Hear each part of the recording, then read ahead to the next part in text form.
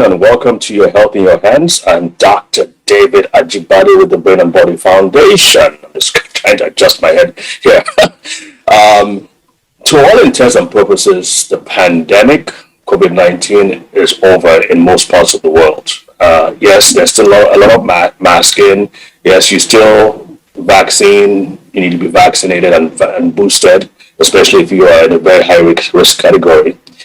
But for most businesses and most people, you don't have to wear a mask in most places. I don't know what it is in other parts of the world. Like our guest is from New Zealand. They probably have a lot of masking going on. But where the airlines are concerned in the US, you still have to wear a mask, get on the plane, you still have to wear a mask all over the airport. But again, for most people, you don't have to wear masks. And I've driven across the US in the last few months. I've driven back and forth across the US, and I've visited maybe half the states in the United States. And yes, there are varying degrees of people concerned about COVID-19. But again, for the most part, we're not as concerned about it as we used to be, like, let's say, a year ago. That does not mean, though, that the effects are not going to be with us for quite a while.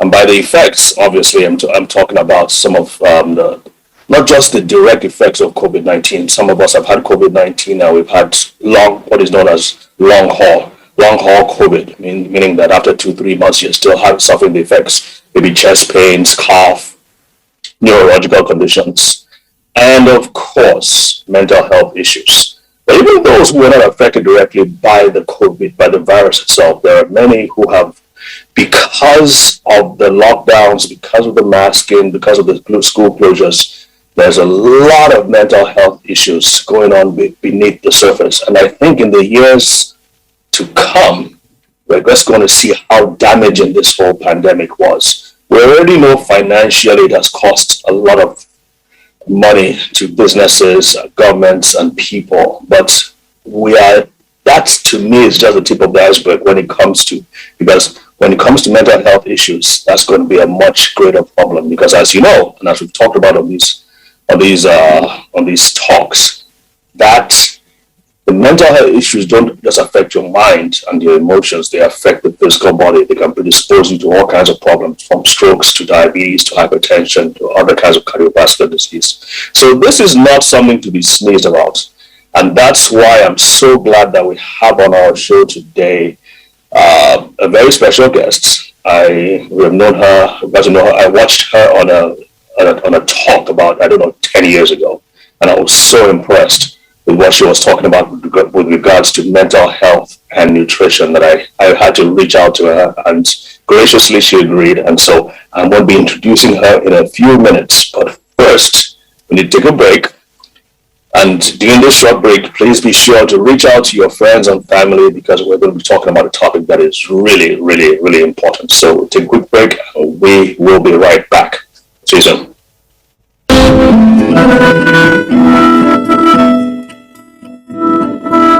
All right, welcome back. Today on the show we have, and I'm going to bring out her bio. Julia Rockledge, PhD, is a professor of psychology and is a clinical psychologist in the School of Psychology, Speech and Hearing at the University of Canterbury. She's also the director of Mental Health and Nutritional Research and the Nutritional Research Lab. She is team leader in the Child Wellbeing Institute and co-author of The Better Brain. She completed her PhD at the University of Calgary in clinical psychology, and in the year 2000, she immigrated to New Zealand.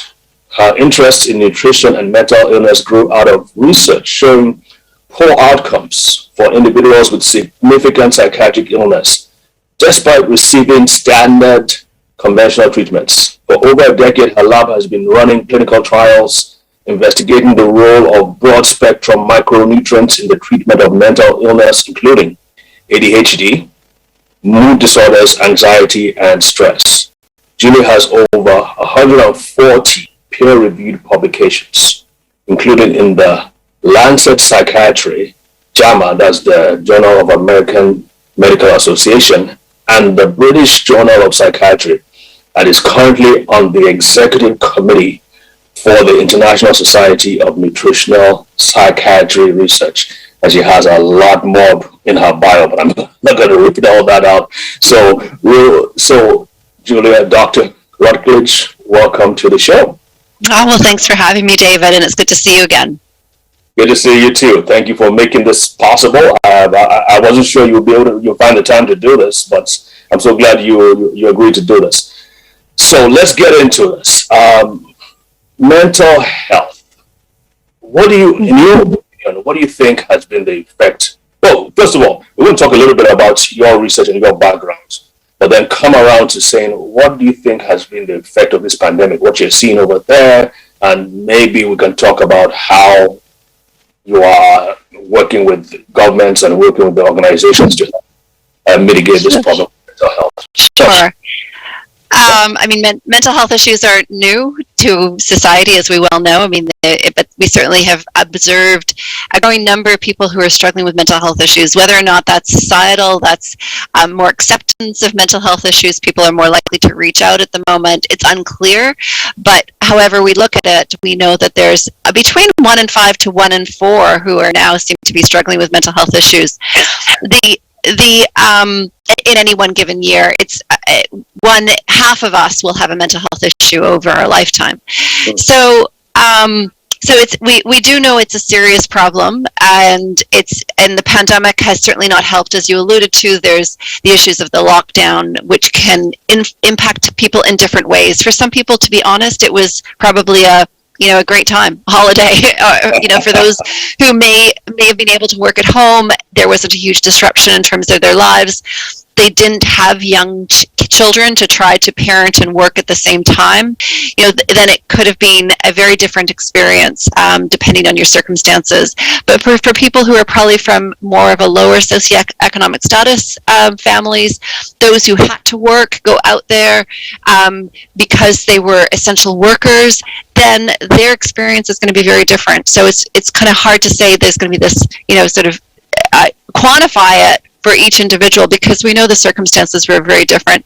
But I was just reading today just about some of the complex issues that we are going to face, or even things like people who didn't have an opportunity to see their loved ones when they were dying because of all of the COVID restrictions. And I'm sure a lot of that happened in the US. It was a massive issue here. Personally, I was also affected. My father died last year, and I couldn't get over in time because of the COVID restrictions. I did go I did attend his funeral in the UK, but it was incredibly stressful to not be able to get there in time. So it means that, but to be honest, I was lucky to be able to get over it all. Our borders have been shut in New Zealand for 2 years. They're just about to open and we had a very strict quarantine procedure to come into the country if you were a New Zealander, and which meant you had to spend 2 weeks in isolation in a hotel. And those spots were, there weren't a lot of them. And so it was, to get a spot in such a short amount of time, I was very, very fortunate. So, but one thing that I was allowed to experience, and I know a lot of people haven't experienced, is that grief process. And so to be surrounded, at least with your family members, to go through those rituals that are so important to us is part of that process of grieving for someone who is really close to us and who means a lot to us. So many people have not had that opportunity, and we know that is going to lead to potentially more ongoing psychological issues that they may not necessarily have faced had they been able to attend the funeral, be there when someone was in their last days or of life. Right. I'm just pointing out one of the many repercussions of all of the restrictions that we've all gone through. Right. The masking. What's the mask to our kids and kid, the effect on 5-year-olds who are going to school and they couldn't go to school and they haven't been able to perhaps even learn to read the way you would normally traditionally have learned to read. We depend so much on the facial expressions and the mouth moving in order to gain those skills really early on. What effect is that going to have? And we're only going to really get a sense of the repercussions over time. So I just wanted to, those are just a few examples. I know there's a lot of other ways of thinking about it. Anxiety for some people around getting a sickness and how are kids interpreting that there's this virus that can kill people that's out there. And so what impact is that going to have in terms of the increase in anxiety disorders, mood disorders over time? So we know that it's going to be an impact. So I think that's already showing, isn't it? From most suicide rates have gone through the roof, depression, anxiety, especially among the I don't know which categories hit the most, but we're hearing a lot about the teenage girls, especially with depression and anxiety. It's hitting them, and let's say it's just them that is. So we've got to look for alternatives that are practical, and I always think in terms of remote areas, whether it's Hajia Yasikira, for instance, who is in a village. She's illiterate. She doesn't know what to do. Maybe she thinks there's an evil spirit coming after her and all that. How can we help such people who are dealing, either they themselves or their children are dealing with mental health conditions? There's got to be a way. It shouldn't just be the privilege of those living in urban areas or in the world to have access, at least to get some degree of relief. And I was thinking in terms of 25%. If we can just get this person 25% better, that would be a win for us. Sure. So what can they do? Right.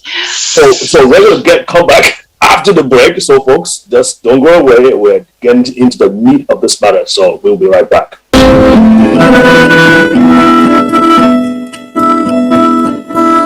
Welcome back. We are here with Dr. Julia Routledge, who is a clinical professor based in New Zealand. And we're talking about the mental health challenges that are probably going to get a lot worse in the next months to years. And so without further ado, we're going to get back into this. So Julia, let's talk about this. Obviously, most countries don't have the resources, whether it's expertise or establishments or equipment to treat mental health conditions. In fact, in Nigeria, for instance, we have one psychiatrist to 1 million people. One psychiatrist to 1 million people. And I think it's worse in other countries as well. So that's having more staff is probably not the solution. No, it isn't.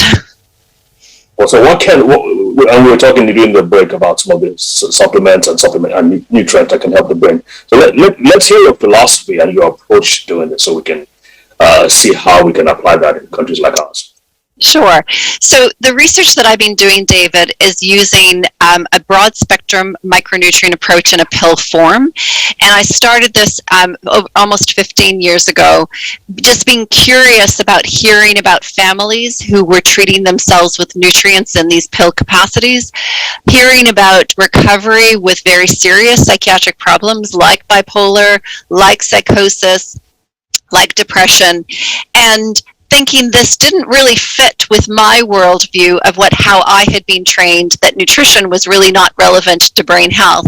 But curious about it, to hear these stories, and also to recognizing that what we were doing wasn't adequately helping enough people. So it seemed like a win-win situation. We either learned that supplements don't work, and that's useful to know, or we learn that supplements can be helpful, and that you'd think that everybody should be interested in that. So I started doing clinical trials back in 2007, 2008, giving people these broad spectrum micronutrients. Nothing special. It's not magical. Not everyone necessarily gets better from this approach, but the point being is that we're not singling out any nutrient as being special. And the reason for that is that when we understand how the brain uses nutrients, you realize that they don't just use one nutrient, that the pathways require lots of cofactors. And cofactors are minerals and vitamins, and they assist and support the enzymes in converting, tryptophan to serotonin, for example. So there's just no one special thing. There are some exceptions, and I know that there are some diseases that have been completely eradicated with just one nutrient. Scurvy would be an example of that. But in the mental health world, that is rare to find that there was just one deficiency that was present, because we typically will see multiple different types of deficiencies. And so that's what I started to do, was do clinical trials, and we published benefits of nutrients over placebo in reducing symptoms associated with severe psychiatric illnesses. In my case, we did several studies looking at attention deficit hyperactivity disorder, but we've since gone on to do other studies looking at symptoms associated with PTSD, post-traumatic stress disorder following earthquakes and floods, and a shooting that happened in a mosque here in March 2019. Yeah. So we've learned a lot about the role that supplementation can have I think to be honest, I think one of the things that it does is make people more resilient. It makes them more resilient to deal with the stressors of life. And I think that we can all appreciate that during the pandemic, we've been faced with a lot more stressors, and we've been challenged a lot more physically and mentally to have to try to figure out how to overcome that. And so one thought I've had is that and this is why I think we can't just understand the supplement research without thinking about the food environment, because that's so important to think about it in that context, is that I started to wonder, well, hold on, we're giving people these nutrients. They're available in food. Why is it that people aren't getting these nutrients adequately out of their food? Why is it we have to supplement them or give them these extra, nutrients in order for them to get to a place of better well-being? And so I started to do lots of reading, and this is part of the Better Brain. I co-authored with my PhD supervisor, Bonnie Kaplan, and we uncovered that actually a lot of people, one of the reasons why we might need to supplement is that people's diet has really been eroded over a very short period of time. So, U.S. data is that at least half of the calories come from ultra-processed foods. Ultra-processed foods are foods that are high potentially in, they might be okay and adequate in proteins, carbs, and fats. Maybe. They'll have a lot of sugar. They'll have some other things added. But they've been stripped, many of them being stripped of micronutrients, these vitamins and minerals that are so important for brain health. So we think we're feeding ourselves. We think that we're giving ourselves adequate amount of calories and energy. But what's missing in that ultra-processed Western-style diet are these micronutrients. These vitamins and minerals have become eroded and depleted. So that's why I like to think about my research in the context of the food environment, because that might be part of the success, is that we have been essentially supplementing a really, a diet that has significantly been eroded over the last 100 years. So the advantage we have, if I may jump in here, the advantage Nigerians would have is that thankfully we've not been exposed to as much processed food as probably the US. I mean, that is changing. But on the other hand, we still eat a lot of natural foods that haven't been processed, like I said. But we cook out of our veggies a lot. Yeah. We eat a lot of starchy foods, which of course raises the level of sugar in the body, and of course the insulin raises the level which has its own problems. So I'm almost thinking it's still the same final common pathway, in that we're still not getting as much nutrients as we probably should have because of all the cooking and all that, and the fact that we have a very limited range of food. I mean, we just eat a lot of starchy foods, rice, and then and all that. Exactly, and some things that were discovered from what would be seen as quite a mono kind of diet Right. would be something like a diet that consists mostly of rice. And that's when there was a discovery that was made around that being deficient in niacin, which is one of the B vitamins. And so, one of the consequences of a niacin deficient diet is that you get pellagra, which is where you get scaly, dermatitis and dementia and psychosis. So you get a mix of physical and mental health issues. And so supplementing with niacin actually cured that. But what it also should reveal to people is that your diet really shouldn't consist of just one thing, that Right. you need the full array of all of the foods that nature offers us to get the full array of nutrients. So we do need to be eating plentiful of a variety of different types of foods, I think, is one of the things that comes out of this kind of research. So, and cooking your vegetables and fruits, I mean, well, I don't know, they probably don't cook the fruits, but they cook the vegetables, would be, we were talking about this earlier, is just around, was that a smart thing for people to do, potentially because it might kill some pathogens that are going to kill you. So if you eat them raw, maybe they might have been a problem. But I suppose now that we understand a lot more about pathogens, the need to even wash your foods, but then washing your foods in good water, not dirty water, those challenges that you would have in Nigeria that we don't experience in New Zealand. If those issues could be dealt with, could you then be more likely to tolerate eating more of the raw vegetables, which may be more nutrient rich, because sometimes cooking can reduce the nutrient value of some foods, not all foods, but certainly some foods. So absolutely. So that's definitely something we will need to explore through education, and has to be consistent. Yeah.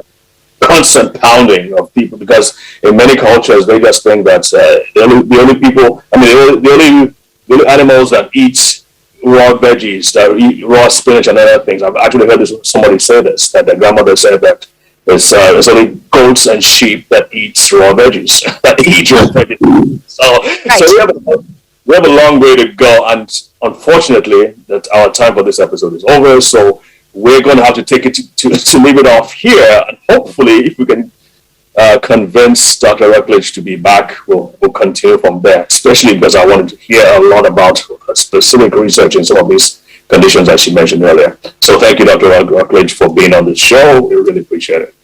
My pleasure.